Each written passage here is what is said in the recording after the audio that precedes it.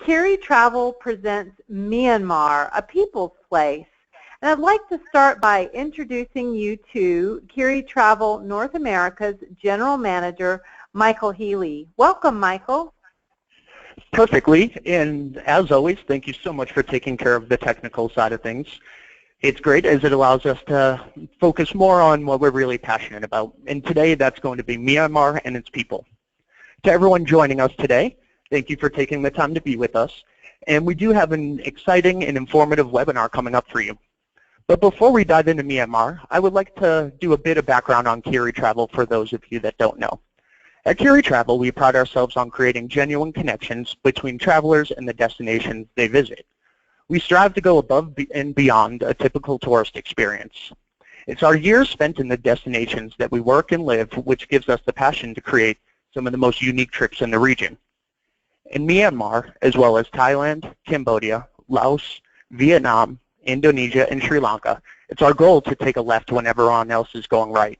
And it's our business to give your clients the experiences that will leave them with lifelong impressions to look back on fondly after they return home. In that vein, we believe connecting with the local population is one of the most important aspects of travel. Whether a client reflects on how passionately his or her guide spoke about the country, or if they reflect upon the time they sat down and had tea with a villager. Whatever it is, we believe that people are truly what makes travel a special experience. That is why today's webinar will be focusing on the gracious people of Myanmar and why they're the main reason it holds such a special place in our heart. As most of you probably know, Myanmar burst onto the tourist scene a couple of years ago. In those years, Myanmar saw a great boom in tourist numbers, but a lot of people keep asking me, you know, what about visiting now? Is it still great? Has it lost anything? What do you think? So in reality, I truly think right now is probably one of the best times to visit Myanmar. And why is that?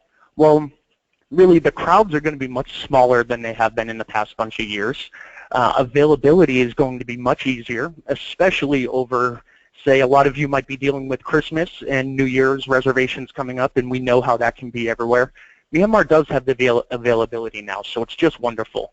The service is also going to be a lot higher than it was. So those boom years really, you know, you had a lot of the first adopters going in, but now the service level and hospitality, restaurants, everyone is really accustomed to it. You know, and the country itself is actually really opening up, specifically through the efforts of our staff at Khiri Myanmar. So beyond the big four destinations of Yangon, Mandalay, Inle Lake, and Bagan, there's so much more to do in the country. Even for people to come back a second time, they could see a whole different side that they've never seen before, and I'll have Edwin explain that to you later. But although it went through what I call the boom years, it still holds a very unique and distinct charm that is missing from so many other places in the world. There's something so unique about walking around in the bustling streets of Yangon next to these gorgeous colonial buildings, smiling faces, having a beer at one of the you know, stalls on the street. It's just something really, really special, and the character of it is going to continue to live on. But I do live here in Denver, and so I may or may not spend a creepy amount of time looking at photos of my last Myanmar trip and counting down days to my next one. Hint, hint, Edwin. But, you know, I just have so many amazing memories from it. From the best sunset I've truly ever seen over Inle Lake, to the ancient and almost mythical temples of Bagan, to the dinners I had at my guide's house, meeting his family, laughing with his kids. It's an all-encompassing trip that every traveler dreams of. But enough about me, and let's get to Edwin Briels, the General Manager of Khiri Travel Myanmar. Edwin is honestly one of the most knowledgeable and passionate people when it comes to travel in Myanmar. I can always count on him to set up a special guest lecture at the ruins in Bagan with a former member of the archaeology department for our clients, or have tea with a famous Burmese author at the Strand Hotel. We do private viewings of personal gem collections that no one has access to. When it comes to the real exclusive experiences that your discerning clientele look for, Edwin and the staff at Khiri Myanmar truly have their finger on the pulse for all of that. So, and above all else, his love for the people who make it all happen for him, the people of Myanmar, and his passion for them is a true inspiration to any traveler that goes there. So without further ado, I'd like to introduce Edwin. So Edwin, thank you so much for being here with us today, and I think I can speak for everyone when I say we're excited to hear what you've got. Okay, thank you, Mike, thank you, Lee, and thank you everybody for listening. Greetings from Myanmar. Very excited to tell you more about this amazing destination, which has been my home for over 15 years now. And I first want to start to introduce you a little bit to the team here, because it's the people that count, and you see now a picture of the whole team.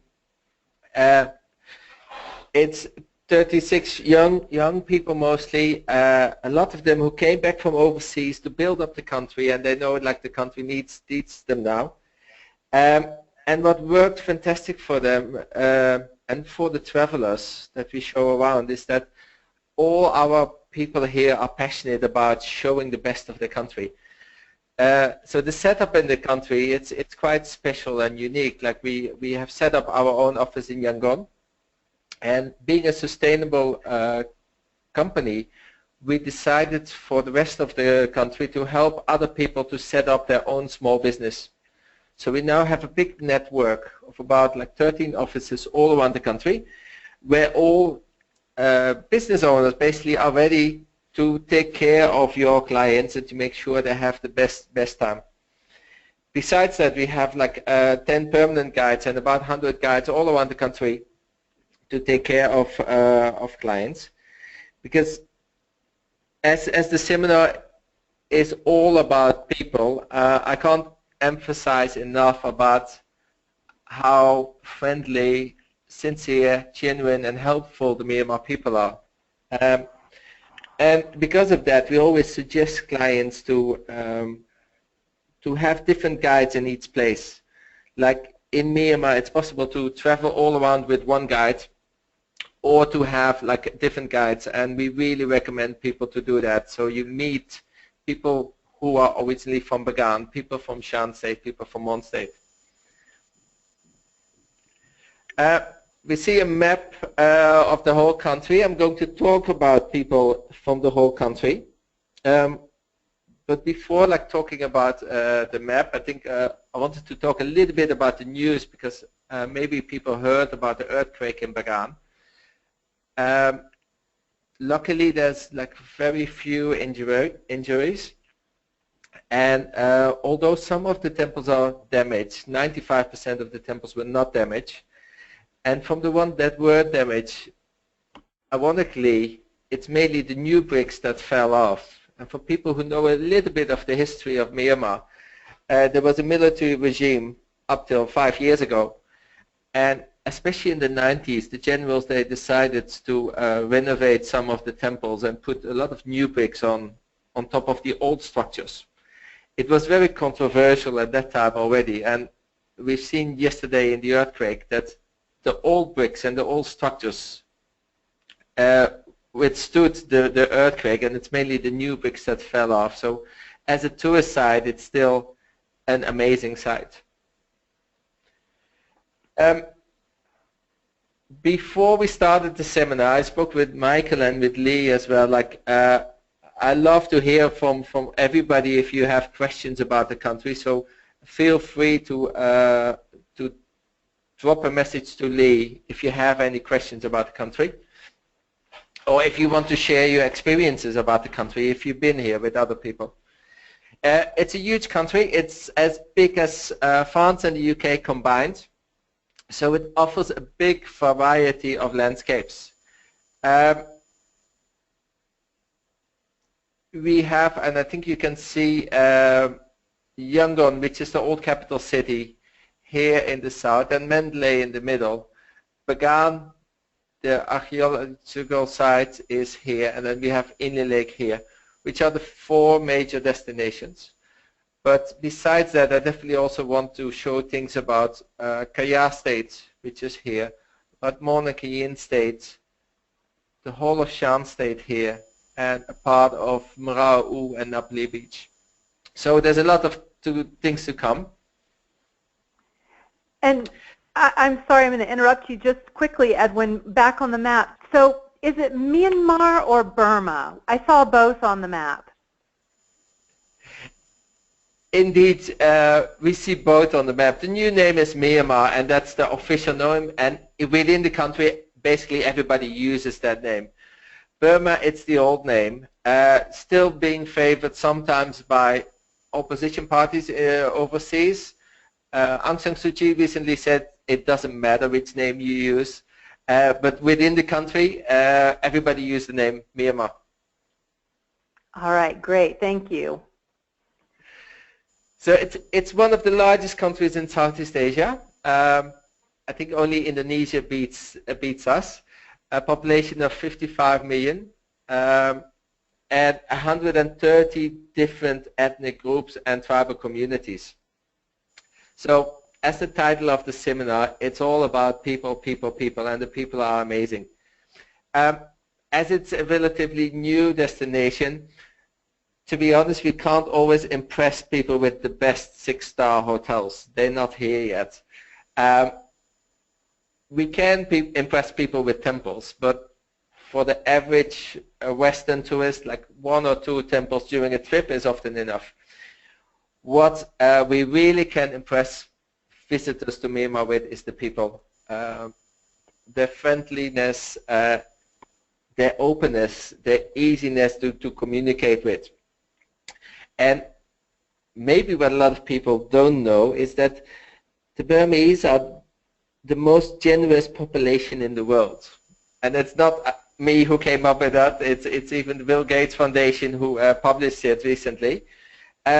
Most generous population, and we can see that whenever there's a problem in the country, like there's the yearly floodings, or like there's people who need help, the whole population comes together and offers their help, whether they give food, whether they give money, or they just go and help people. And that's amazing time after time here. Just to give you a small sample, like I live in Yangon, in downtown Yangon, in the small street, and it's a very diverse community.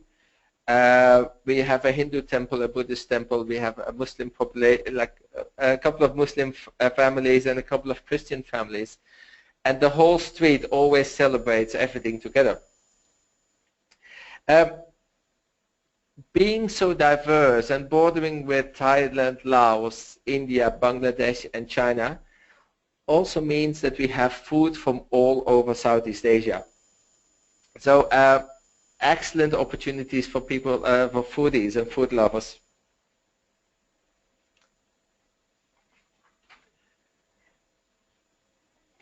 So as I said in the beginning, if anybody has questions in between, just go ahead and shoot. I wanted to start now with Yangon. Yangon, the commercial capital. It used to be the capital until the generals moved the capital to Naypyidaw about 10 years ago. And what's great about Yangon is getting to know the stories behind the people, behind the facade. It has a unique colonial heritage, which is being protected currently, especially by Tam Ye-u, who is the grandson of U Thant, the former Secretary General of the UN. And Tam Ye-u is very active to show Myanmar people and the whole world how unique downtown Yangon is. So Khiri Travel has developed a tour going through the different buildings and walking through downtown, where you see the markets, meet people, and also can enter some of the colonial buildings and chat with the people who live there. A highlight, of course, from from Yangon is also the Shwedagon Pagoda. It's the most important pagoda, and I think tourists coming to Myanmar should not do too many pagodas and temples, but this one, it's definitely the one you don't want to skip.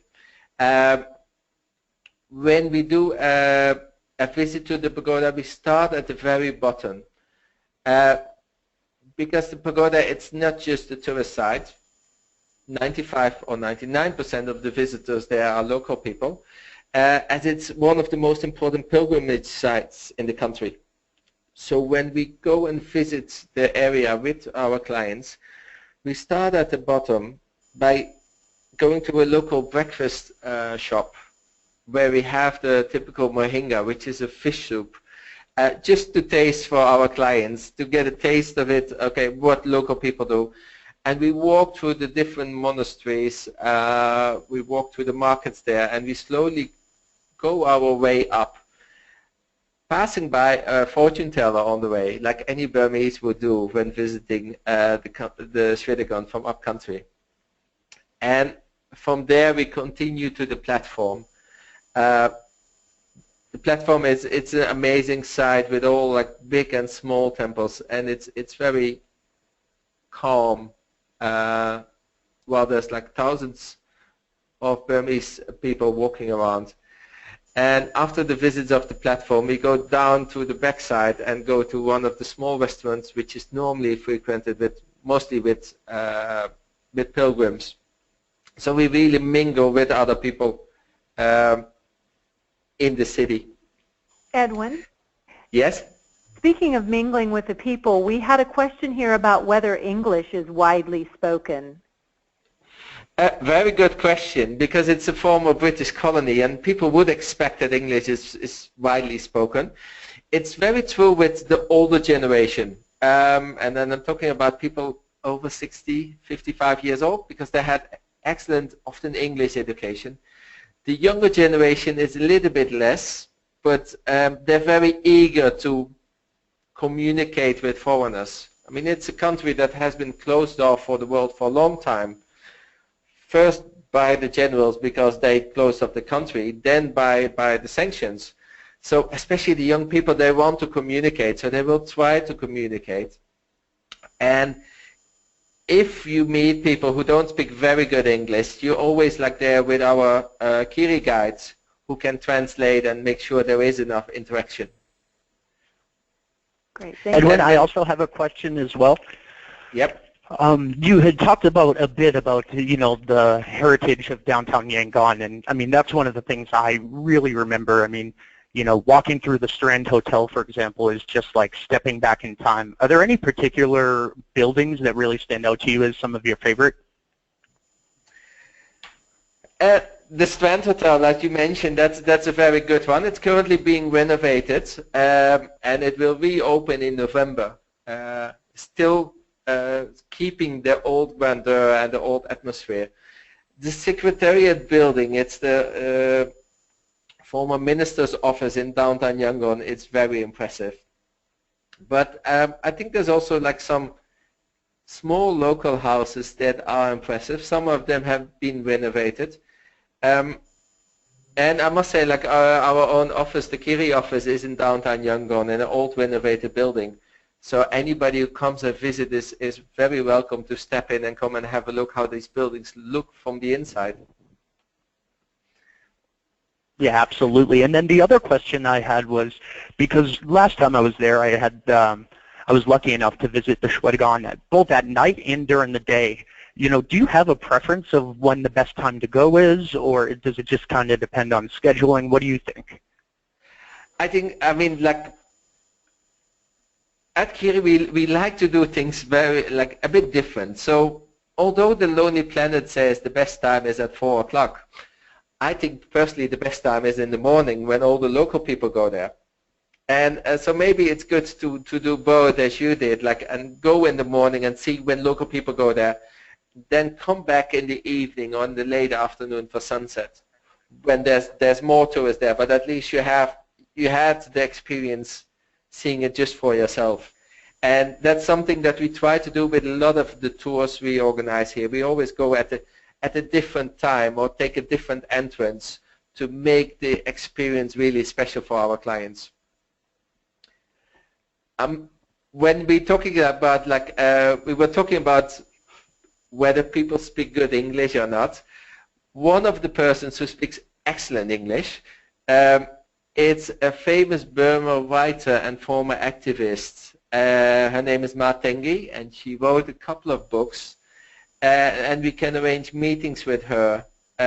She's very talkative, very funny, and very knowledgeable about any subject of the country. So we regularly meet with her, have our clients meet with her to ask anything about the country and just have more of an insight. Moving on from Yangon, I'm talking about like one of the areas, Monarchy State, which is less known to many travelers. It's close to the Thai border, and it's actually possible to travel overland from Thailand into Myanmar. And since the 1st of September, actually, it's also possible to travel overland with an e-visa. So it's very easy to apply for a visa online and then get it stamped in your passport at one of the border crossings with Thailand. It's a beautiful area, a green area with the Mon people, which is one of the first civilizations in Southeast Asia. We arranged there to have clients visiting a local house. We're supporting 3 different families in Mulimien who all are excellent cooks. And they opened their house to our clients to just taste the food and have interaction with the whole family. We continue then from Mon State over the Tanwin River, which is one of the longest rivers in Myanmar, with a private boat to Pa'an, which is the capital from Kayin State.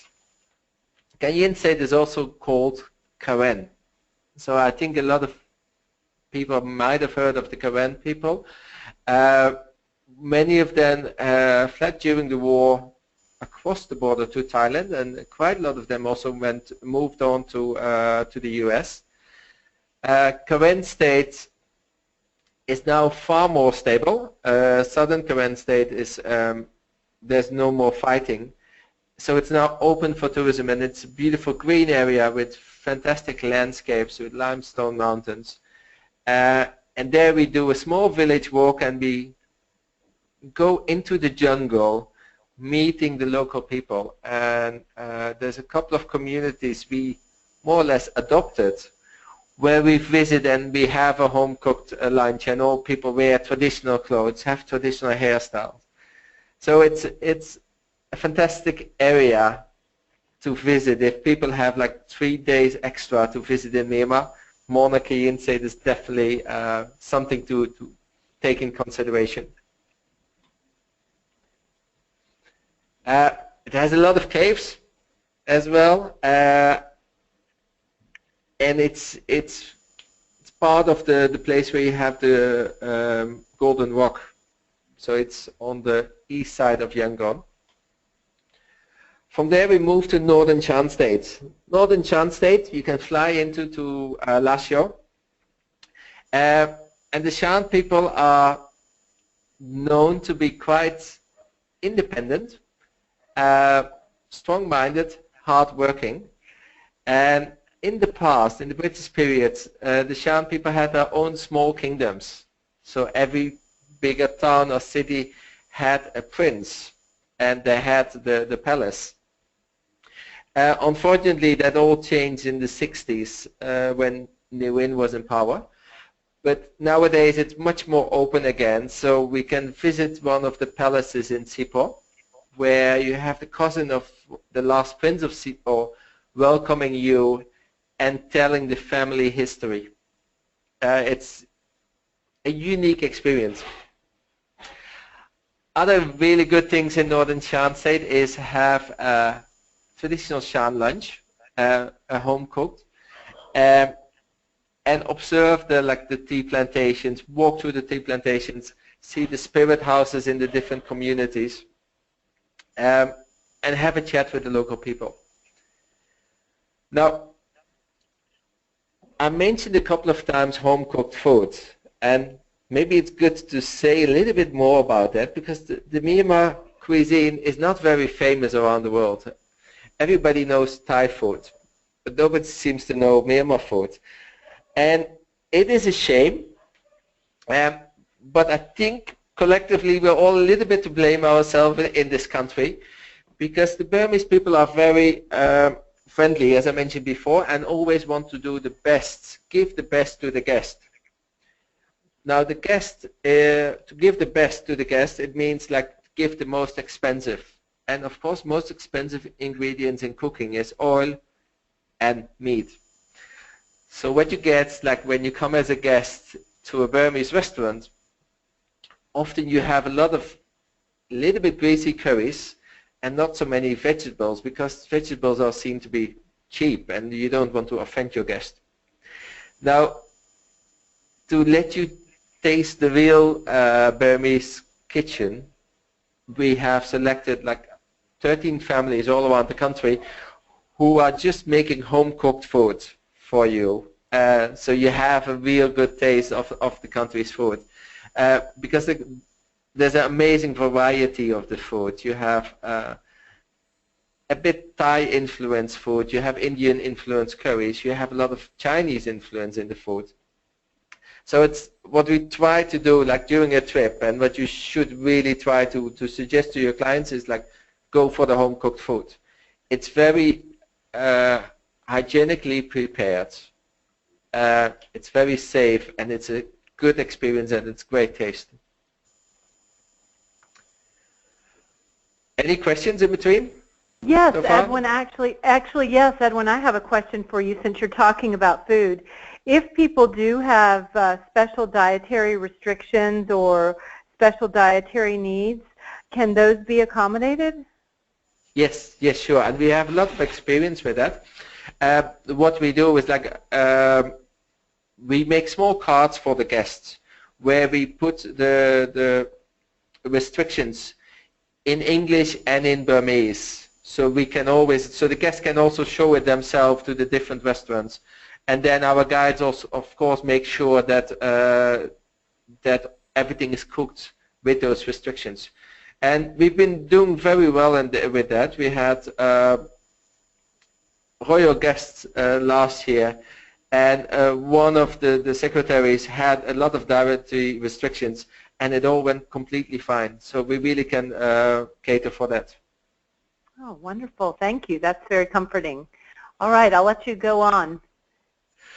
Okay, moving on to Eastern Shan State, and this one is maybe one of my favorite ones. It's not the most luxury experience, but I think it's the most unique experience. I came back recently, like 6 weeks ago, from a trip there to improve it and have more interaction with local people.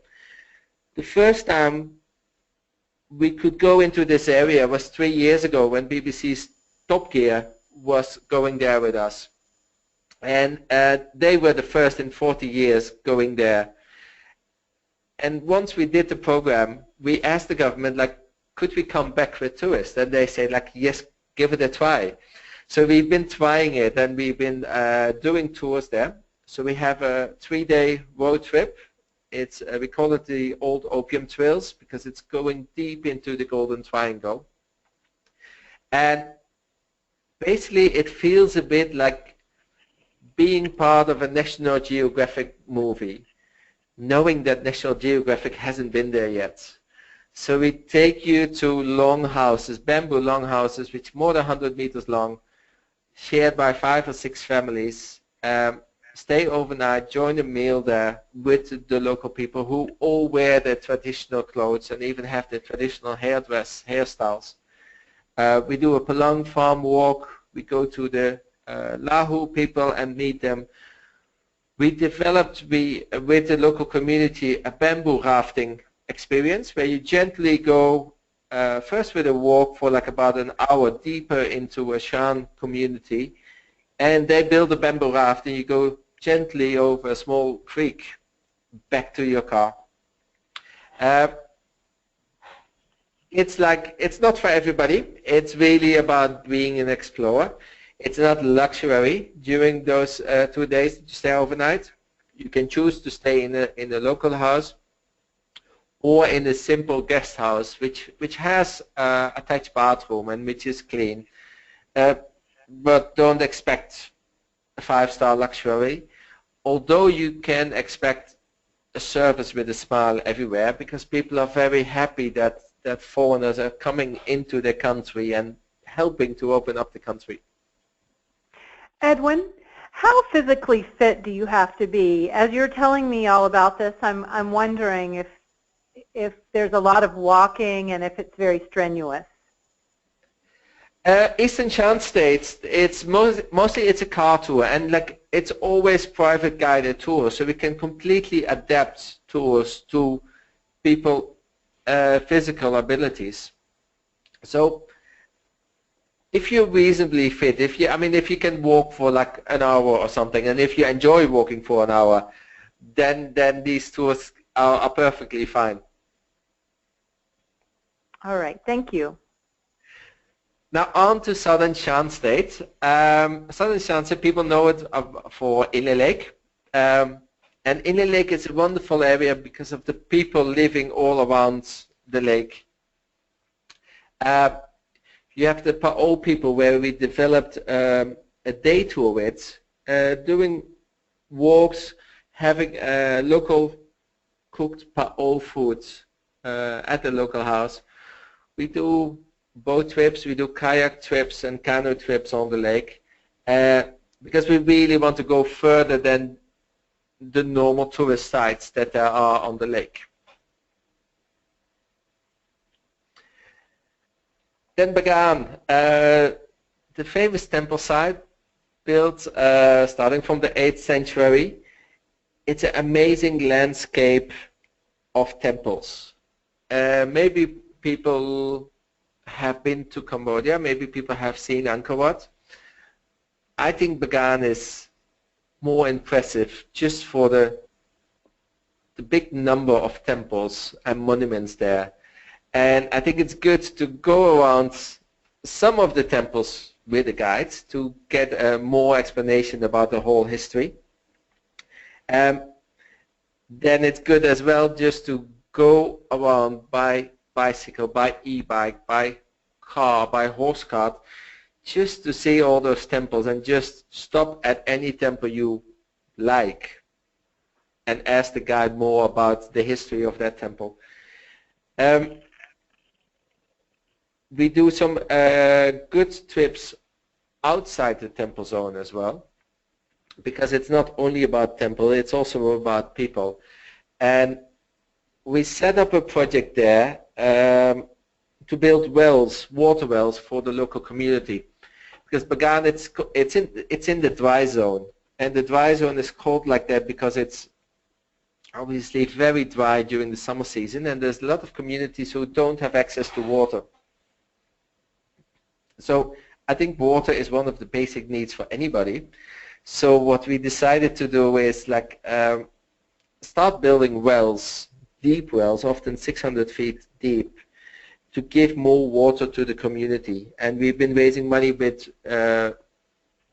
by some of our clients, but also like any client who comes to Bagan with us will automatically contribute to the water well project. And we can go and see those projects and see how communities live outside the temple zone and outside the main Bagan area. And it's a fantastic, fascinating experience for clients to see traditional villages. And Edwin, and I think the great thing is when you go out to these places, I think one thing that we all love about travel is when something spontaneous happens. And, last time I was there, I caught the procession of the junior monks, and just kind of being there for the parade and the colors and to really take it all in. It's nothing you can, really set up, but these are the type of things that are happening all over Myanmar that, your guests or all guests are just so surprised at, and, you really feel like you're stepping out of, the States and exploring another culture and everything, and that's what happened to me when I visited the villages. Plus there's also some really neat markets too, the New Bagan market and everything, correct? Yeah, exactly. And that's exactly why that's what makes traveling so special, is those magic moments. And for us as a company, what we try to create as many as possible magic moments, but we can't always predict where each individual client will have his own magic moment. But by creating the interaction with people and go off the beaten track, I'm sure that every client who comes to this country will go back and say, wow, this was so special, this specific moment was so special for me. So one of the special things indeed, like between Mandalay and Bagan, it's a place called Yandabo. And maybe a lot of people know about the river cruises between Mandalay and Bagan. And I want to emphasize that it's not only about river cruises when you visit to Myanmar. I think like Myanmar is about the people that make it really, really special. And sometimes when you're stuck on the boat, you don't get the real interaction with the local people. So what we now like suggesting people to go overland between Mandalay and Bagan and have a one-night stop in Yandabo, which has an excellent 4-star hotel recently built, to really get an experience of the villages, of the Buffalo village, the Pottery village. And if you're fit, like, and if you like biking, just go on a bike for an hour or so.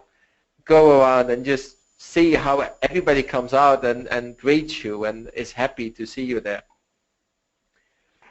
Moving Edwin, on to, yes? I'm sorry, speaking of bikes, and you may be that you're going to talk about this later, but we have some interest in a dedicated biking tour. Is that something that could be accommodated? Absolutely. Like I'm being very Dutch. Like, so we have a lot of day biking tours all around the country, but Khiri also has a sister company which is called Grasshopper Adventures, which is a dedicated biking company doing bike tours all around the country. So often we combine itineraries with a couple of days biking and then more cultural things or trekking or like just relaxing at the beach. So we can definitely do that. All right, great, thank you.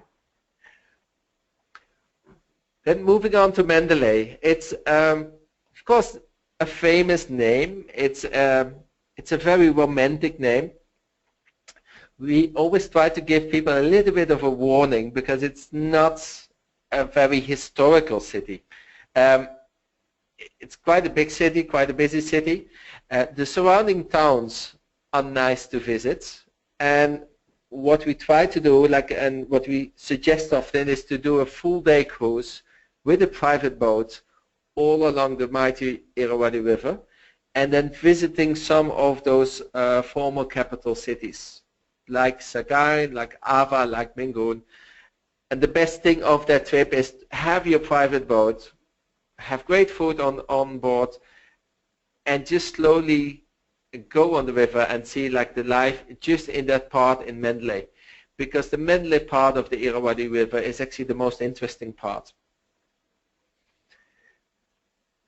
Then of course, like, we've been talking about people, and Mandalay is famous for its beer stations.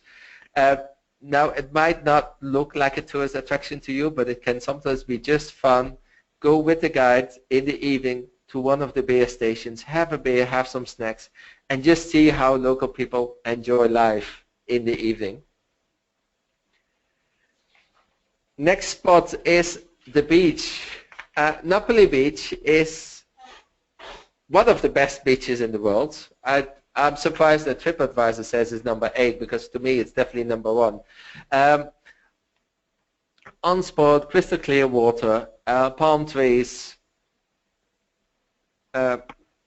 white sands, and only low-rise hotels, boutique hotels, right on the beach. There's no 7-Elevens, karaokes, or other bars. But if you want to have a quiet, relaxing time at the end of the trip, I think Napoli is your place to go to. Then Edwin, I do have a quick question, though, about that. We do get questions about the Mergui Archipelago, just as we were talking about beaches. Do you have any opinion on that? Sure. Like Mergui is very famous. It's an area with a lot of islands, and the best way to visit it is with a boat, or the only way to visit it is with a boat, actually. And it could be very nice if you can afford to charter your own private boat with your own group of people. If not, then it sometimes feels like being stuck on a boat with a lot of strangers. And if you don't like that, then I could actually suggest better to go to Napoli Beach, where you have a bit more freedom and choice to walk around, to go to different local restaurants. rather than being stuck in one place. Sure, and I assume that, just the crystal clear waters, the white sand beach is basically the same, right? Yeah, exactly. That's exactly the same. So I mean, all the beaches, like in the coast, like most of the beaches in Myanmar, like are crystal clear and fantastic places. Napoli definitely being the best one with the best facilities. Okay, great. Now, Napoli, it's in Rakhine State. Rakhine State also is a site with some historical temples in Brau. And to get there, most people fly. We recently built up a new trip to go as a trekking there, overland, basically combining Bagan with Rakhine State, and do a 4-day trekking through Chin State over the mountains. Now for this one, Lee, you have to be physically fit because it's 4 days of walking of 20 kilometers. But it's an amazing experience. I've been there like last year to set out the trip, where I was literally the first foreigner since 60 years. Traditional villages, you have the tattoo-faced women, and it's people like there being less and less of the tattoo-faced women. So a special area to visit, and if you're like into it for adventures, I would definitely like recommend that one. Now the last state I'm going to talk about is Khiri State.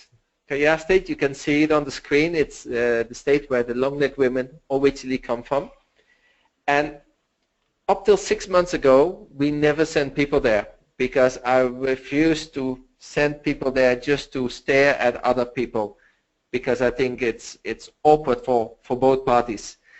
Now, the Dutch government set up a very good community-based tourism project, whereby it's not just about staring at people, but actually interactively do a village walk, have local guides from the community who tell about their community, about their traditions, their religion, share a meal with you, and I think now it's a very, very good experience. So Khiri State, we suggest to go there from Kalor. Kalor is a hill station not very far from Inle Lake. Go there by train. It's a beautiful scenic train ride. And then stay in Khiri State for 2 nights. And from there go up by boat on Inle Lake. And then end the trip by Inle Lake.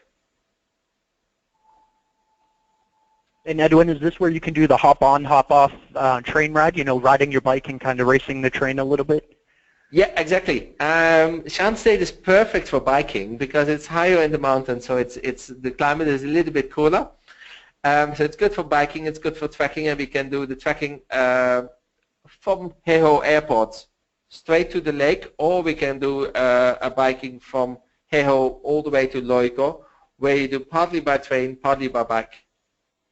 Right, and I think that's one of the things that really stands out about Myanmar to me is it actually really, for Southeast Asia, which of course is no Patagonia or Norway in terms of hardcore adventure travel, but the opportunities for soft adventure, which is a major thing here in the States. Everyone wants to be on bikes or do a bit of trekking or hop in a kayak and go across, I know that we kayak through flooded rice fields and stuff, and that's what I love about it, is that there seems to be quite an uptick in the soft adventure, no?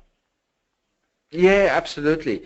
I think it's the best way to see the country and to get interaction if you walk or bike or you go by kayak or canoe, and we're definitely catering for that. Yeah, absolutely. I mean, one of my favorite memories was actually the trip that we do when you arrive in Heho, and then you get out and you take the bike down and you pedal into Inle Lake, which is an amazing way to get there. As most people just hop in a van, they kind of fly by everything, but when you can bike it, it's fun. You go downhill, get a little speed, and like you said, you're visiting these villages, people are coming out and waving, things that you just don't quite get when you're in a van. Yeah, exactly. That's very true. Lee, were there any other questions? Oh, yes, yes. There are quite a few questions. So Okay. I'm going to hit you up hard with a lot of questions now. Thank you so much for a wonderful presentation. You've inspired a lot of people who want to go and want to recommend to their clients. So the top question today is, when is the best time of year to go to Myanmar? The best, it's really the whole year round. I mean, Myanmar has, of course, like a very similar climate than Thailand, for example. So we're now in the raining season, and the raining season means it's very, very green. It's fantastic green, and you have some nice clouds, like white clouds to a blue sky up country. You just have to see, like, whenever you travel, to look at the itinerary and see what's best. So when you travel in the raining season, most of the rain is coming from the west side. So it's not a good time to go to Napoli Beach because it's just no fun on the beach if it rains.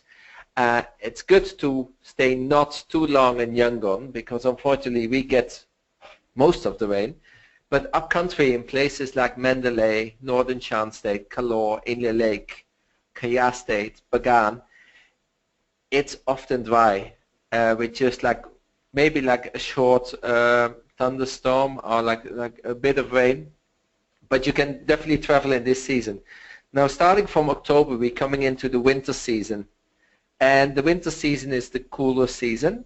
So it's a bit cooler. It's definitely also like dry. Not definitely, but more likely to be dry. And that's what's known also as the high season. So it's a good period to travel, but it also means that hotels are more expensive and it's busier everywhere. If you go in the winter season, just be aware that it could be a bit cooler at nighttime at the lake and in the mountains in Chin State, for example. Then like starting from March, we're coming into the summer season.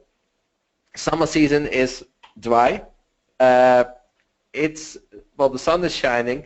It could be a little bit warmer, but generally it's not too much a problem. Like what we do sometimes, like in Bagan, which is the dry zone and also like one of the hottest places, we just take a short break after lunch from sightseeing and then continue sightseeing later during the day. Because it's the summer season, it also like it gets dark later, so you can still do the same sightseeing. And summer season, of course, is excellent to go to the beach or to end with the beach.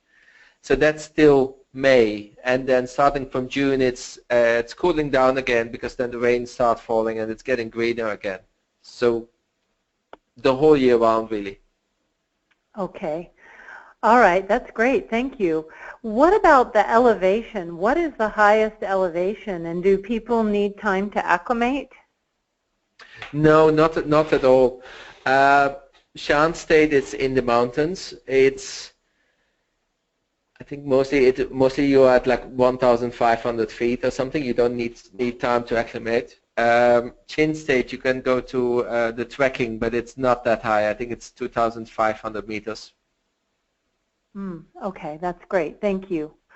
Okay, some other questions that we have. We have one about money. What kind of money do people need to bring, and are credit cards widely accepted? It's a good question. It's definitely cash dollars would often be the best. Make sure that they're not being the notes are not torn too much.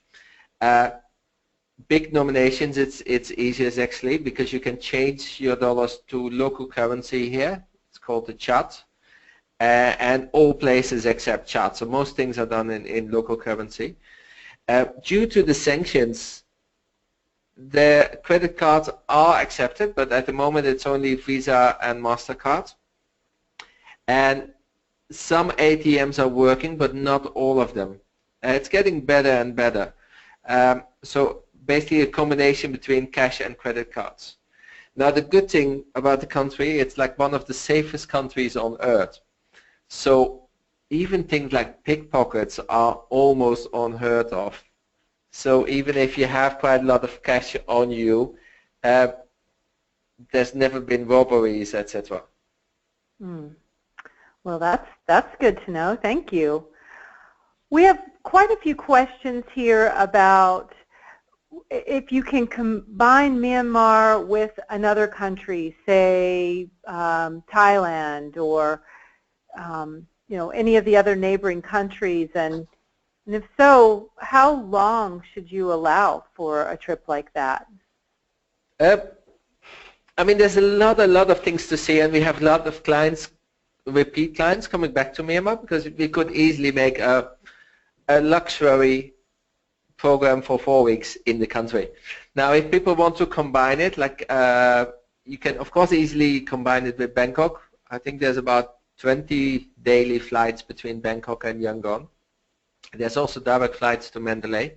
And there's also flights from Yangon to Vietnam or to Cambodia. So easy. The most combinations are with Thailand, I think. Especially when I talked before, I was talking about the green season and not going to Napoli Beach. In that period, the beaches in Samui in Thailand are perfect and have the dry season. So what we have, people like who are traveling at the moment, they do the cultural part in Myanmar, and then they fly to Koh Samui in Thailand to have another week of holiday at the beach. Edwin? Okay. Go ahead, Mike. And I do also, now that you mentioned flights, it reminds me of something that I think is very good to remind everyone, is that Emirates is now doing daily flights to Yangon from Dubai, correct, Edwin? Yes, that's correct. Yes, Emirates is flying. So that's good to know, yeah, because it's so accessible. Dubai from the States is so accessible, so now Yangon is much easier to get through, whereas a lot of times people were needing to stop in Bangkok for a night or something like that. So now the options are just that much easier for your clients. Yeah, and there's also like flights with Korean Airlines and connecting flights with Hong Kong. Okay. Are most of your tours private tours or small group? Mostly it's privately guided tours because we want our clients to experience the people of Myanmar. So we definitely want to adapt programs to and have an opportunity for the clients to really get to know the guides. And often our guides, they're very proud in showing the country, and they can also adapt programs on the spot. So if people say I've seen enough temples today, I want something completely different, we often had cases that the guide just brought clients to their local community or to their local house to share a lunch and just have a fun day at the community. What about age group? What's a typical age group who would travel to Myanmar?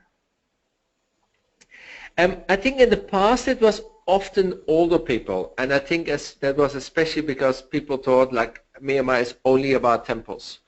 But as Michael also pointed out, there's a lot of activities to be done here, like biking, trekking, kayaking. So we see now more and more young people coming as well and loving it. So we're very happy, we are happy to receive any kind of clients, and the best way to make sure that we send the right itinerary for these clients is let us know what your clients want. If they like to do active things or if they want to do more cultural things, so we can tailor-made any itinerary for you. And I've seen a rise in family travel as well for going into this high season, and actually a lot last year too. So it's actually very family friendly as well. I mean, Edwin mentioned how safe it is. So we do, I've done multi-generational, so it's kind of fun for the whole family. Sometimes the kids can kind of go bike riding, and grandparents can do the temple thing. And of course, as Edwin said, we customize everything specifically to interests, so that's not a problem at all. And yeah, it's great for families as well, something to keep in mind. Well, I'm glad you, good. I'm glad you put this contact slide up, because that was going to be my next question. We had several people wondering what their next steps would be if they wanted to put together a quote for a client, who they should contact. So, Michael, what would be your suggestion? Sure, yeah. Why don't you just, to make things easier on everyone, especially if it's a first contact, best to just email me right there at michael@khiri.com, and then that way I can handle everything with the offices in Myanmar, and you just have, at least in the beginning of the relationship, that one go-to person, so you're not bouncing around a little bit. You're also, of course, more than welcome if you prefer. My colleagues on the ground are just outstanding. If you want to write to sales.myanmar@khiri.com, then the colleagues on the ground will help you out, or you can write to both of us, and then you get service from both sides of the world, which is the reason we did open up here in the States. So really it's up to you, but I'm more than happy to assist. All right, great, thank you. So we are just about out of time here. I want to leave you both with a little bit of time to share anything that we might not have covered. So I'm going to stop with the question and answer and turn it back over to you, Michael and Edwin, for closing comments. So Edwin, would you like to go first? Okay. Well, also like Michael said, if people have any other questions, please send us emails. Any questions that we didn't answer at this time. So for the last comment, I think it's really like, come and visit this country, because the country needs it, and your clients will have a fantastic experience. Because in the Burmese language, and you see here on the screen like the script, in Burmese language there is no word for tourist. There's only a word for guest, and that's how people are welcomed in this country. Yeah, and I second those thoughts. As I mentioned, I'm counting down the days until I go back to Myanmar, and it's just something so special about the country that you almost can't even put it into words.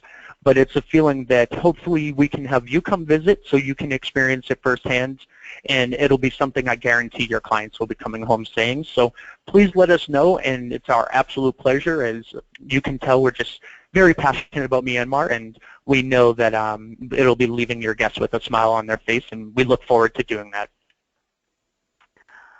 Thank you both so much. I know many of those listening have asked for the replay, and we will make sure that that is sent out to all of you.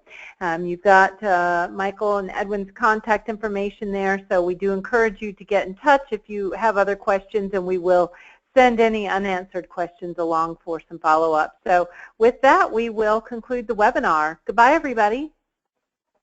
Bye-bye.